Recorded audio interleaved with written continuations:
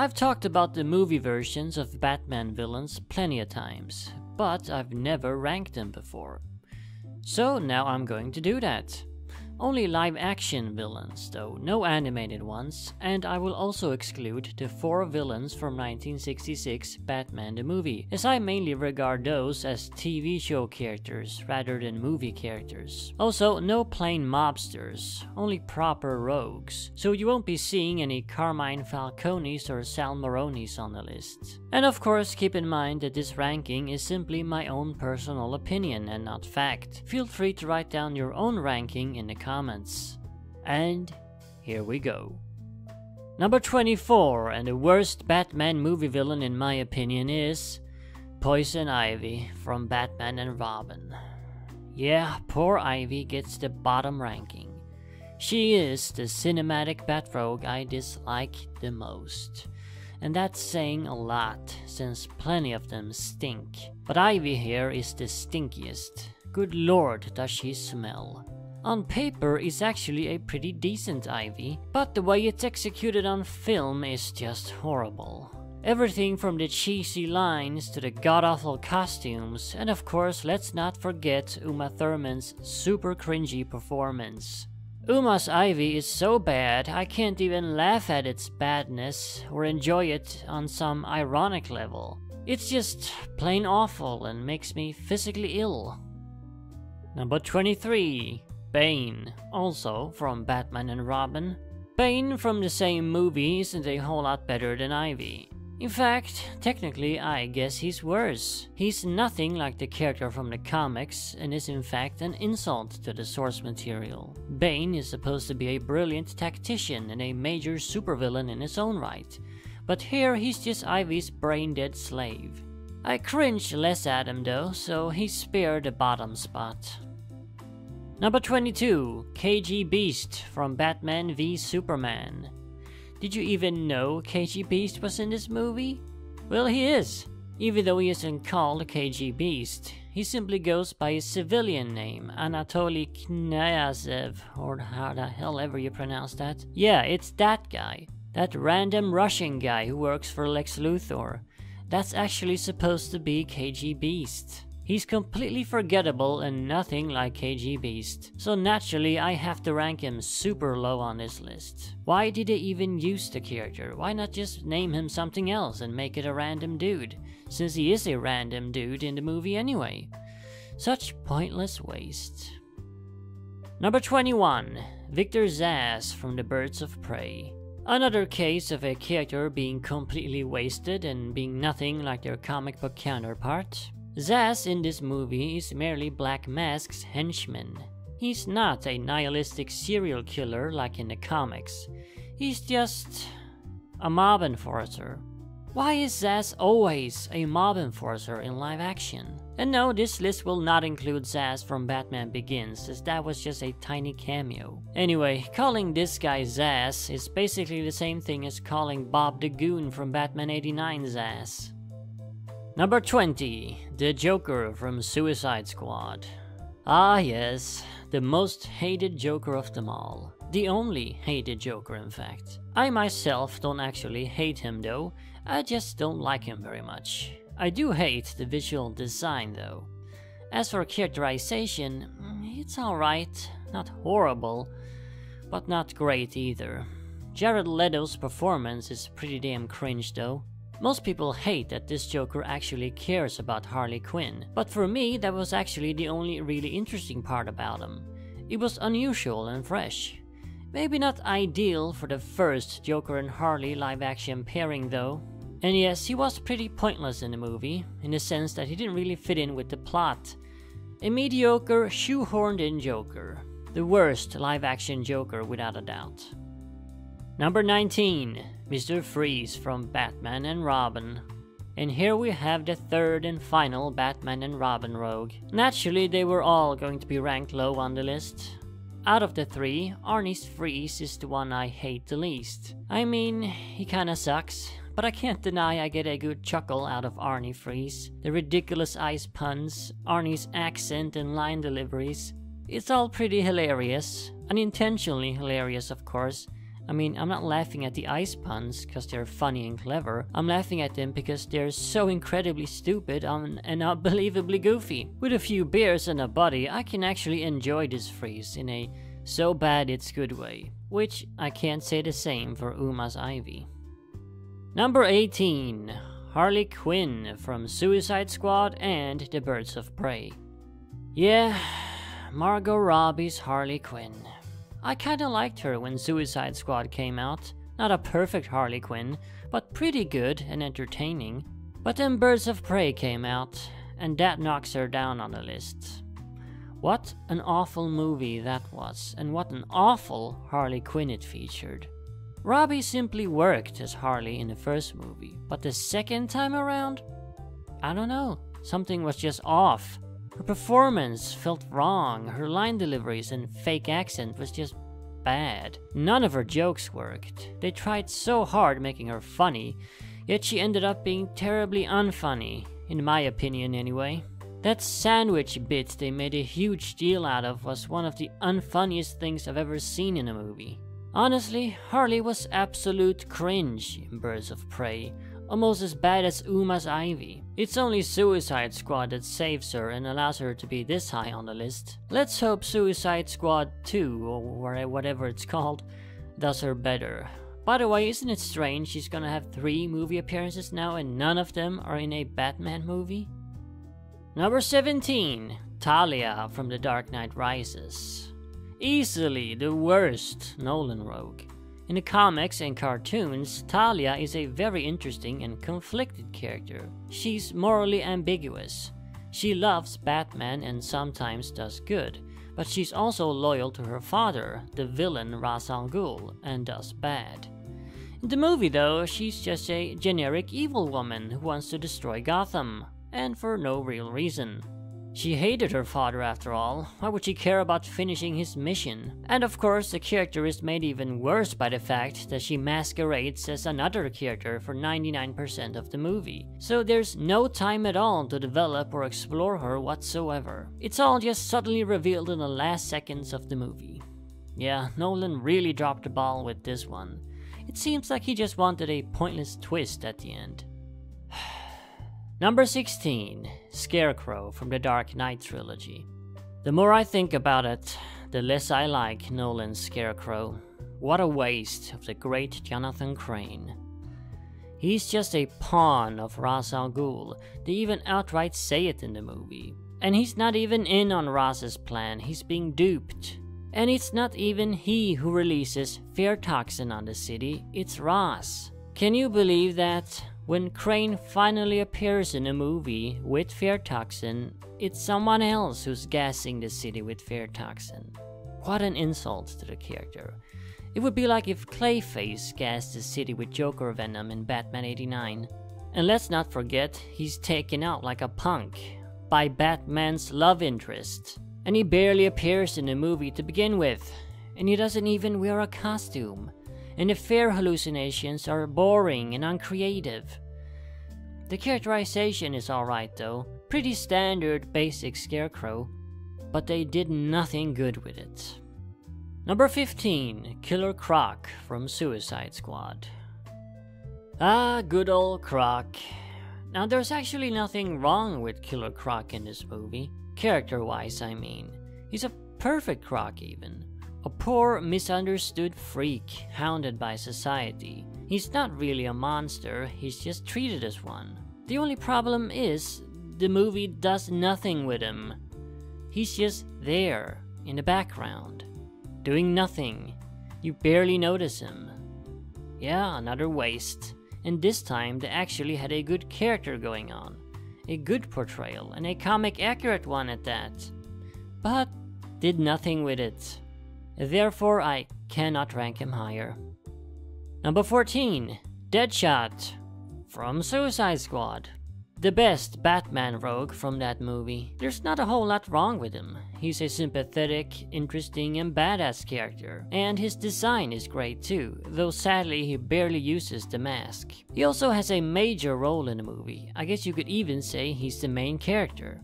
He doesn't completely feel like Deadshot though. there are some key aspects of the character that are left out, like his suicidal tendencies, ironically in a movie called Suicide Squad. And he's also a bit too talky. Deadshot is normally portrayed as the silent, brooding type. A shame, because the movie easily could have portrayed him like that. But still, a pretty great character in his own right. The only reason I don't rank him higher is because I just don't care about the movie he's in. And frankly, I don't really care that much about Deadshot in general. I barely even consider him a Batman villain. I primarily associate him with the Squad. Number 13. Black Mask from the Birds of Prey. Yet another villain who's nothing like his comic book counterpart. What is it with Hollywood? Why do they hate the comics so much? They love making movies about the comics, but they don't want them to be anything like the comics. This version of Black Mask is not mask obsessed or even torture obsessed. He barely even wears a mask. He doesn't don a mask until the finale, and frankly it feels like an afterthought. As far as I remember, there was no real meaning behind the mask either. This version of Roman Sionis is an eccentric gangster and club owner. He's kinda like a cross between Elton John and the modern Penguin. And he's a lot of fun. He's easily the best part of the movie. Ewan McGregor really hams it up with an eccentric performance worthy of a true Batman villain, and manages to make the character both funny and scary at the same time. So even though this take barely resembles Black Mask at all, I kinda like it regardless. Number 12. The Riddler from Batman Forever. Arguably the best Joel Schumacher rogue. Most people would say so anyway. There are certainly good parts to this take on the Riddler. He's obsessed with becoming the smartest man in Gotham, which is very Riddler, and his bizarre stalking of Bruce Wayne is pretty interesting. But then there are parts that aren't that great, like how poorly they utilize his riddles, and how Jim Carrey's performance feels way more like the Joker. That's a problem all the Schumacher rogues had though. They made them all comedians, Joker clones. So anyway, yeah, I'm kinda half and half on this one. Nostalgia works in its favor though, as Batman Forever is a movie I grew up with. If it weren't for that, I probably would have ranked him lower. Number 11. Two-Face from Batman Forever. Yeah, I'm that Two-Face obsessed. I have to rank him higher than his co-villain, Riddler. Even though Riddler definitely is better. I mean, this is a pretty damn terrible take on Two-Face. Let's be honest here, we all know it. But there are also some positives, which I talked about in a recent video, and I just can't help but be biased towards him, just because it is Dent. It's a Dent that's an actual supervillain, which I talked about in that video, and he's got his two-tone suits and all in an army of goons. Yeah, he does suck, but I guess I kinda like him anyway, on some level, cause it's Dent. Number 10. Rasa Ghoul from Batman Begins.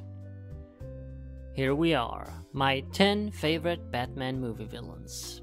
And we start off the top 10 with a great one. My favorite version of Rasa Ghoul ever. Seriously, making Ras Batman's mentor and giving the two characters similar ideals was a stroke of genius. In the comics and cartoons, Ras is about saving the environment. He's basically Poison Ivy. And I never liked that. I don't think it fits him. A Ras who hates crime and corruption, just like Batman, is way better in my opinion and far more interesting. Sure, we don't get the Lazarus pits and all that, but we do get a infinitely better characterization. The only reason I don't rank him higher is because he doesn't appear a whole lot in the movie. We needed way more screen time for Liam Neeson's Rasa Ghoul, but that's a problem a lot of the Nolan rogues have. Number 9. Max Shrek from Batman Returns. Yes, I'm including Max Shrek, even though he isn't a character from the comics. But he is a major character in this movie, and arguably the movie's true main villain. I mean, he creates Catwoman, and he manipulates Penguin into running for mayor. Plus, he's got his own big evil scheme with the power plant.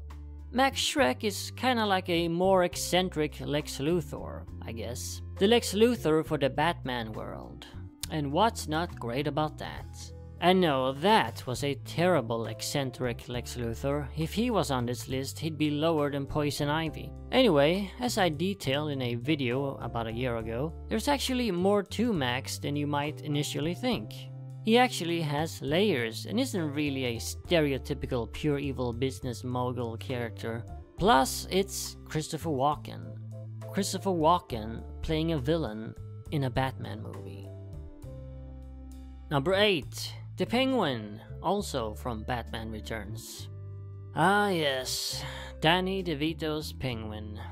He easily could have been my number 1 if the movie had played him up as a tragic freak. A sad elephant man-esque character. But no, they didn't. What wasted potential. But I guess I'll always still appreciate it for the potential it had, and naturally I feel a lot of nostalgia for this Penguin, as I grew up with Batman Returns as well. I guess I've kinda begun to learn to appreciate what the movie was going for though, focusing on a penguin as a vile, irredeemable monster. That seems to be what the movie's doing anyway.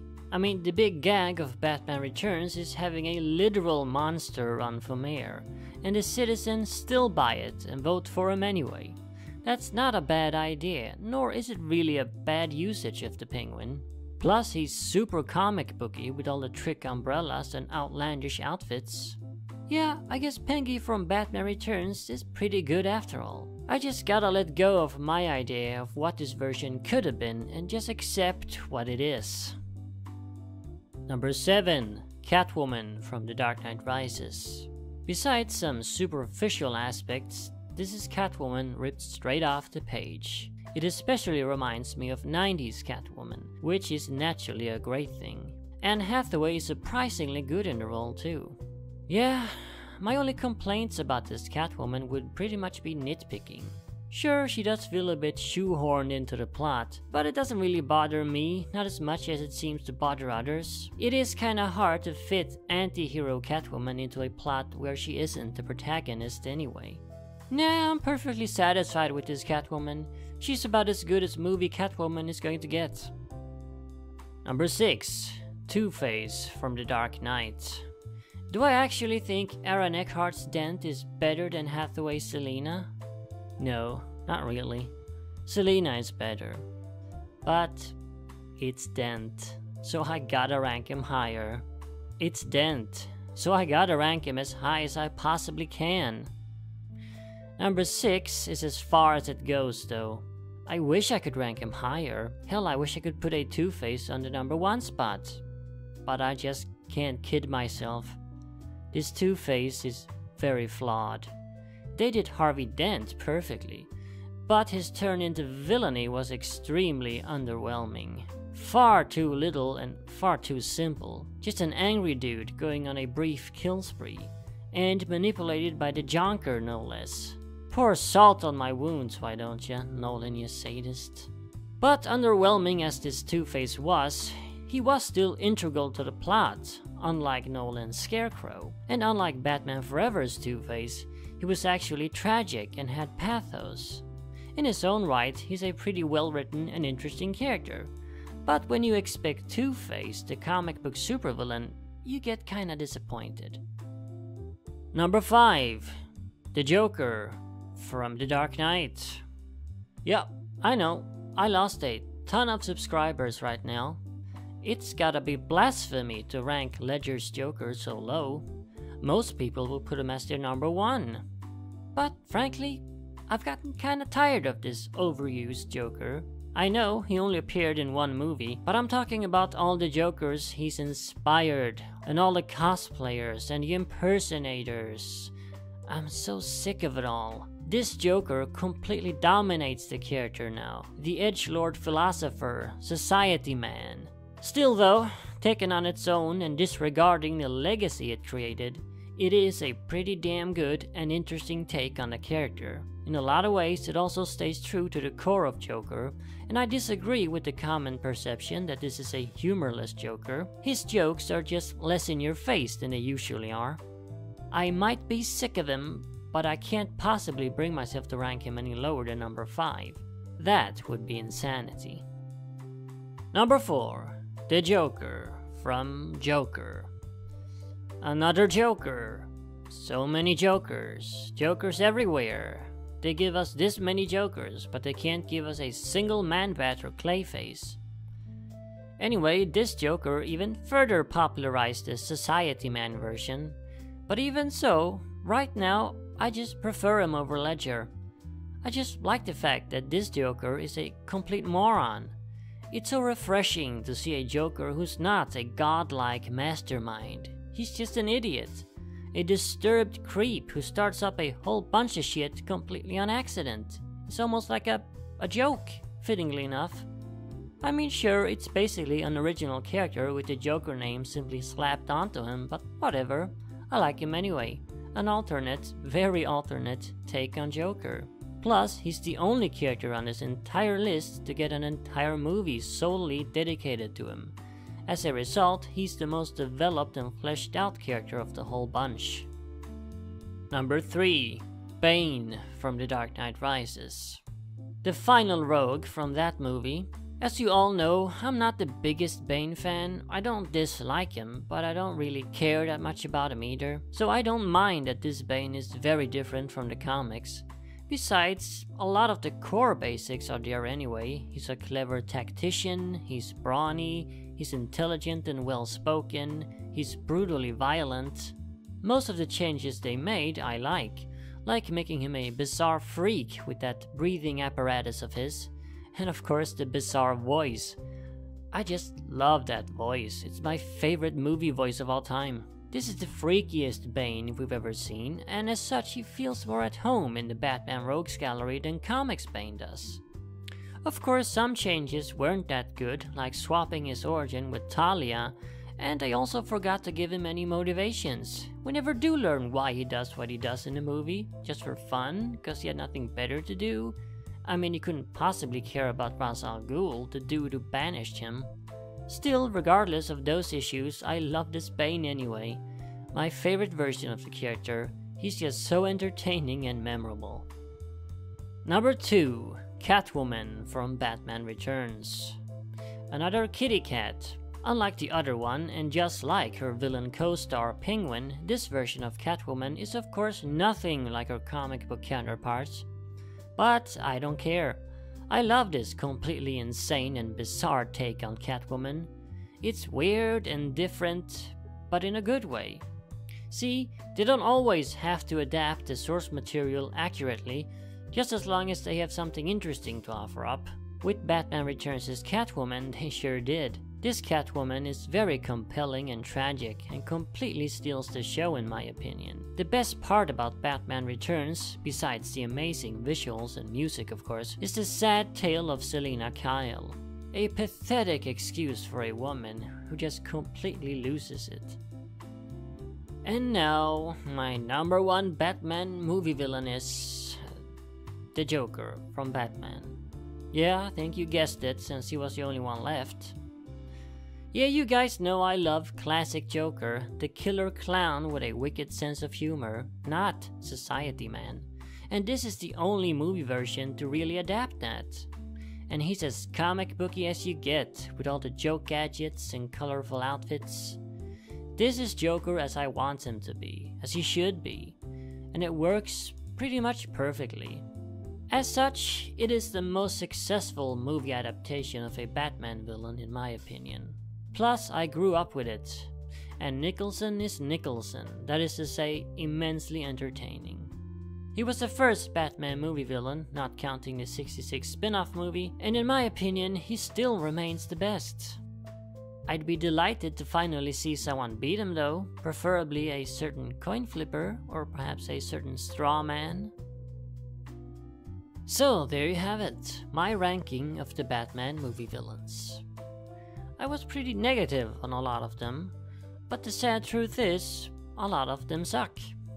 Sure, to a casual viewer it may not seem that they do, but when you're a fan and know how great these characters are in comics and cartoons, many of the live-action versions come off as very lacking in comparison. You gotta wonder why the movies struggle so much. The studios waste millions of dollars on these movies, yet they can't bother to have well-written, cool villains. And it's not like it's hard. I mean, you got the comics and cartoons right there to draw from. Let's hope that future Batman movies offer up rogues of a higher quality. I won't hold my breath though. Anyway, as always, remember, Arkham Asylum awaits you in the next video.